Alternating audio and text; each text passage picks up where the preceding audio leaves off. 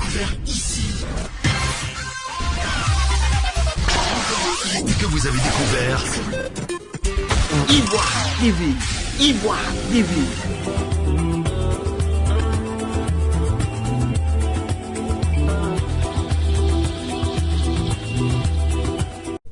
Notre dynamique SG et mon porte-parole, l'ONG OIDH Amnesty International qui fait beaucoup dans l'ombre, le CIDDH, la FIDOP, Frontline Defender et Novox Côte d'Ivoire de ma dynamique petite sœur Yvonne Thomas. Ils nous ont appuyés sur tous les plans. Que Dieu vous bénisse. Nos remerciements également à tous les leaders de l'opposition, avec à leur tête le président Henri Konan Bédié, qui se sont mobilisés et qui ne nous ont jamais oubliés, ni dans leurs discours, ni dans leurs négociations. Excusez-moi, je vais remonter la vitesse. Ici, ça ne marche pas. Ok. Nous remercions les guides religieux qui sont connus pour agir efficacement dans l'ombre. Que le Seigneur vous rende vos démarches et vos prières en faveur de tous les prisonniers.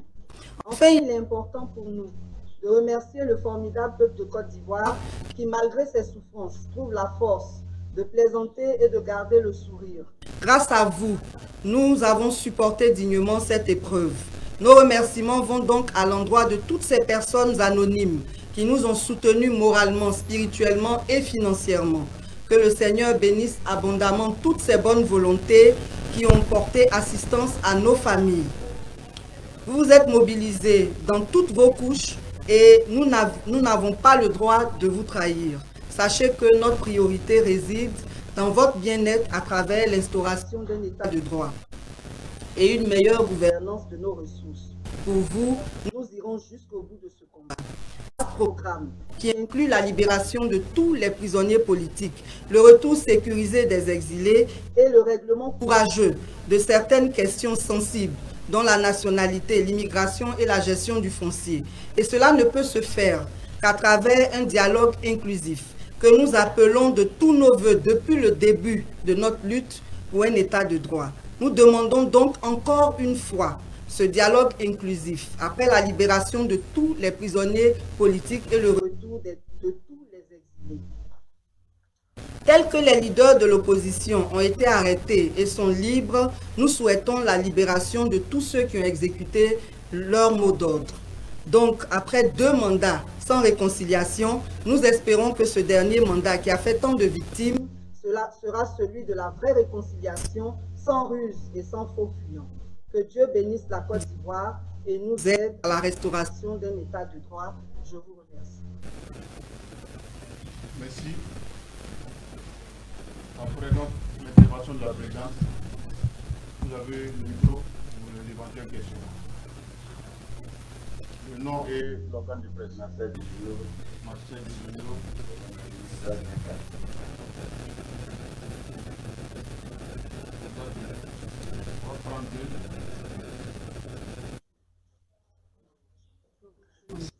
Le suivant.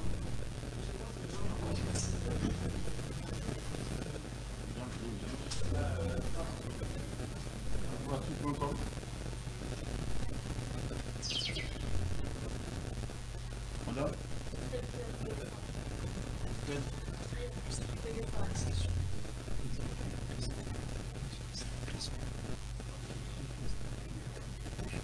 Oui.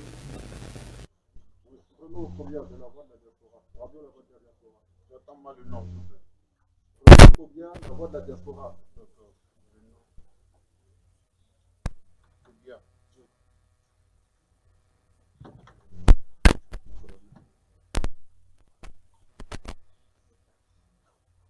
Le dernier, l'après-midi. Ok. On commence avec Marcel Dujoulo de Odas 24. D'accord. Alors, tout à l'heure, il était la conférencière, j'ai cru entendre une phrase dans son séminaire, nous irons jusqu'au bout. Donc, je vais en savoir un peu plus sur, après 8 mois de fédération. Merci.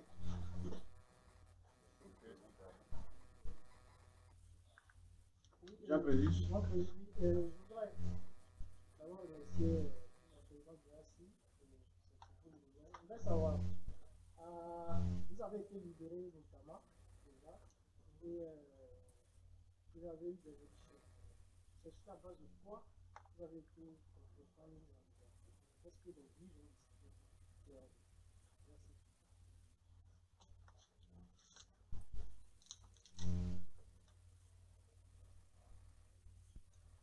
Merci. Oui, bonjour. Est-ce que vous pouvez nous parler un peu de vos conditions de détention? Comment se sont passés ces longs mois de prison? Et aujourd'hui, quelle est votre situation judiciaire, si je peux dire? Qu'est-ce qui est encore reproché aujourd'hui? Quelles sont les conditions de votre liberté provisoire, si j'ai bien compris? Est-ce que vous avez la date de procès?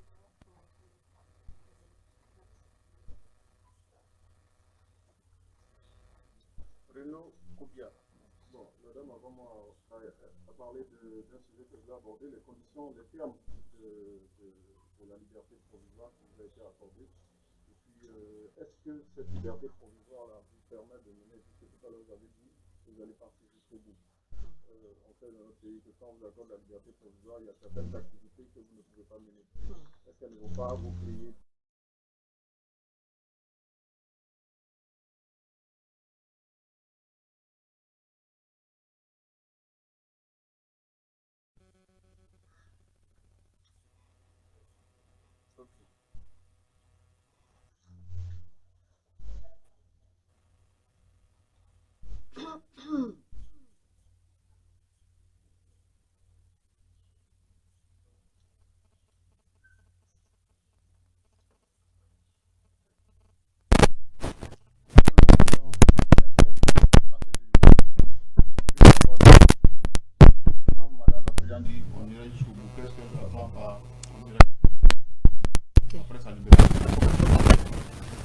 Merci. Merci vraiment à vous tous d'être là.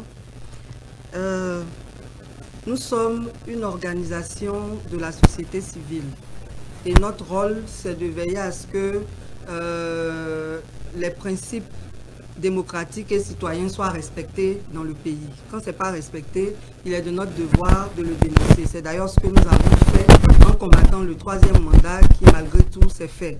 Et donc, quand nous disons que nous allons aller jusqu'au bout, c'est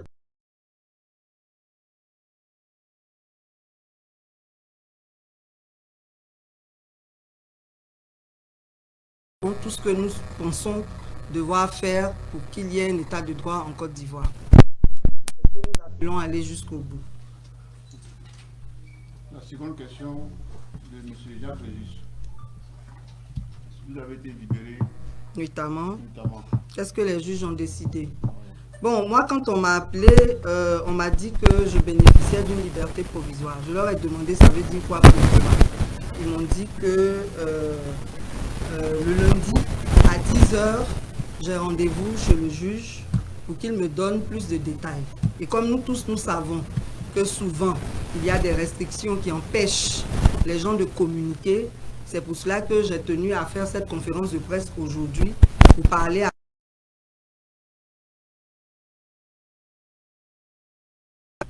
c'est lundi que nous serons tous le cadre juridique réel de cette liberté provisoire, ou du moins son contenu. Madame Christelle Pierre de TV5 veut savoir les conditions de détention.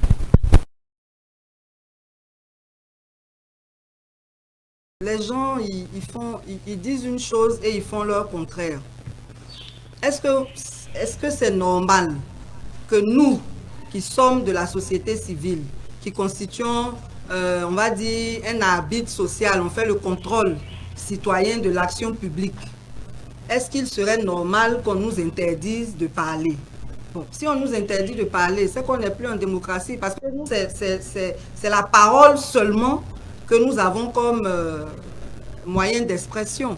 Et donc, moi, je pense que si on nous interdit nos activités, ça voudra dire que c'est une entrave aussi à notre liberté d'expression. Dans tous les cas, lundi, on sera tous situés sur le contenu de cette liberté provisoire. S'il y a des restrictions, on aura le temps d'en reparler.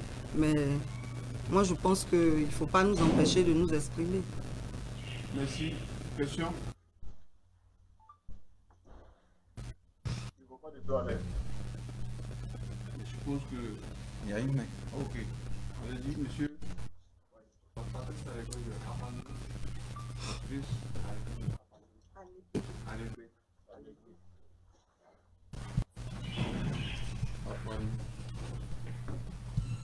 Une autre main. Bon, allez-y, en attendant que quelqu'un ne soit inscrit. À la suite des mouvements qui ont eu lieu, lors de la période électorale, il y a eu des morts, etc. Ils ont été donc mis en prison.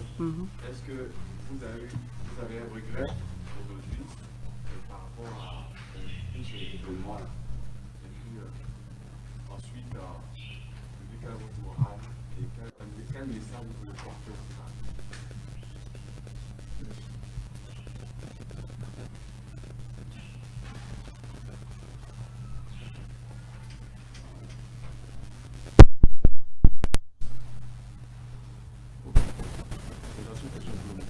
On y va. Moi, je pense qu'il n'y a pas de regret à avoir. Dans toutes les luttes, on laisse des plumes. C'est dommage qu'il y ait eu des morts, ce n'était pas l'objectif. Personnellement, on avait lancé un appel à des marches pacifiques et je ne pense pas que des marcheurs puissent s'auto-agresser. Nos marcheurs ont été agressés par qui? Ça, c'est la justice qui peut nous dire. Dans tous les cas, le regret qu'il y a, c'est un peu, comment on va dire, le manque de solidarité entre tous ceux qui défendent la même cause. Mais comme ce n'est pas l'objet de la conférence d'aujourd'hui, je n'en dirai pas plus, mais il n'y a pas de regret à avoir. Quand on lutte, on fait le bilan. Et puis, on recharge ses batteries pour avancer. Donc, notre moral, il est très haut. Il est très haut et notre expérience à la MACA nous a donné encore d'autres sujets de lutte, on va dire d'autres objets de lutte. Et parce qu'il y a beaucoup d'injustices dans le système judiciaire. Et c'est quand vous êtes incarcéré que vous entendez beaucoup de choses, vous voyez beaucoup de choses. Donc nous sommes au contraire gaillardis et nous pensons que aucune expérience n'est vaine. L'incarcération a été formatrice. Ça nous donne, comme je l'ai dit tout à l'heure, d'autres raisons de lutter. Et donc on va continuer de défendre les droits des Ivoiriens. Un message aux Ivoiriens. Ce qu'on veut dire aux Ivoiriens, c'est que il faut que les Ivoiriens réalisent la nécessité de se mettre ensemble pour lutter pour un état de droit. C'est l'état de droit qui garantit de façon effective la démocratie. Et si les gens sont toujours dans le suivisme, dans le fanatisme, on ne va pas arriver à grand-chose. Il faut que les gens se détachent de certaines décisions politiques pour les analyser en tant que citoyens et prendre leurs responsabilités dans le sens qui arrange tout le monde. Si chacun se met dans cet esprit-là, je pense qu'on aura un peuple responsable et les politiciens qui sont véreux, je ne dis pas que tous les politiciens sont véreux. Ceux des politiciens qui sont véreux n'auront plus de terrain fertile pour emmener le peuple à faire des choses qui ne vont pas dans le sens de la réelle démocratie, dans le sens des intérêts du peuple lui-même. Donc, nous voulons demander aux Ivoiriens de se mettre vraiment dans un esprit beaucoup plus responsable parce que notre pays a beaucoup de problèmes. Vous voyez la souffrance des gens. Il ne faut pas, comment dire, il ne faut pas indexer ceux qui se permettent de lutter comme forcément des opposants. Nous ne luttons pas contre une personne, nous luttons contre un système. Et ce système-là, s'il a des défaillances, il est de notre devoir de le relever. Donc, il faut que chacun se mette dans cette peau-là parce que c'est dans notre intérêt à tous qu'on arrive vraiment à construire cet état de droit-là. Et nous comptons vraiment sur chacun pour faire un vrai bilan à leur niveau, à chacun à son niveau personnel, afin de s'engager davantage dans la défense des droits de l'homme, dans la défense de l'état de droit, dans le soutien des organisations comme les nôtres qui luttent pour le bien-être du peuple. Merci. Merci. Il n'y a pas de dernière question. Une dernière question. Ok. Il y a une pardon? AFD. Ok. AFD. AFD. Je veux savoir le nombre de personnes qui ont été libérées dans le cadre de l'éducation civile. Toi, tu fais quelque chose.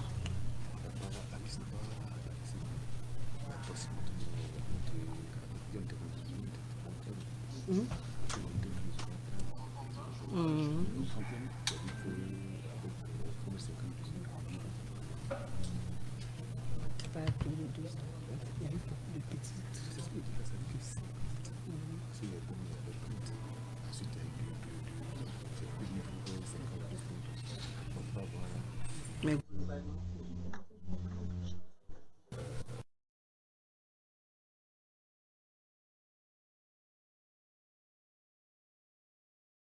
les personnes libérées. Il faut déjà connaître le nombre de personnes incarcérées.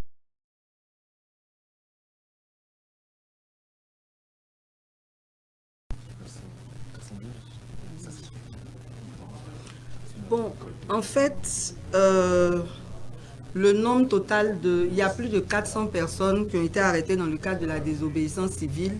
Mais comme les libérations se font de façon décousue, et puis ce n'est pas vraiment transparent, on n'a pas le point précis des libérations, parce que parfois vous êtes là, on dit on a libéré 5, on a libéré 10. Bon, on n'a pas toujours les moyens de vérifier, mais on doit être autour de 130 personnes à l'heure actuelle. Merci. S'il n'y a plus de questions, Madame la Présidente, on va déclarer la conférence. C'est bon, c'est fini. Plus de questions. D'accord. Ok. Bon, le mot de fin, c'est vraiment de remercier.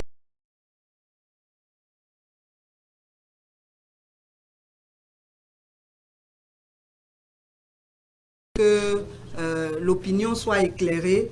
Donc, on voudrait vraiment vous dire merci. On voudrait aussi adresser toutes nos condoléances aux parents de tous ceux qui sont tombés dans le cadre des différentes manifestations. Vraiment, toute notre compassion et aux blessés également. Et on voudrait aussi remercier encore une fois tous ceux qui se sont mobilisés pour nous soutenir, que ce soit en Côte d'Ivoire comme ailleurs dans le monde, dans la diaspora. Que vraiment Dieu vous bénisse, votre soutien apporté. Aujourd'hui, nous sommes libérés et comme on le dit, la lutte continue. Je vous remercie.